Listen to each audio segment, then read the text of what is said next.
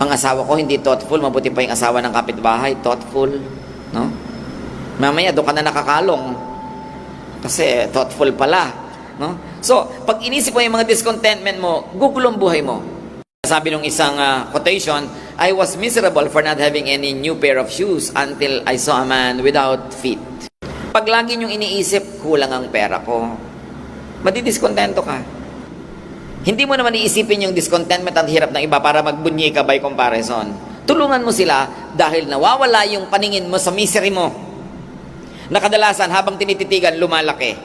Pero pag hindi mo naman tinititigan, nalilimutan mo, buhay ka pa rin hanggang bukas. So, ba't mo isipin?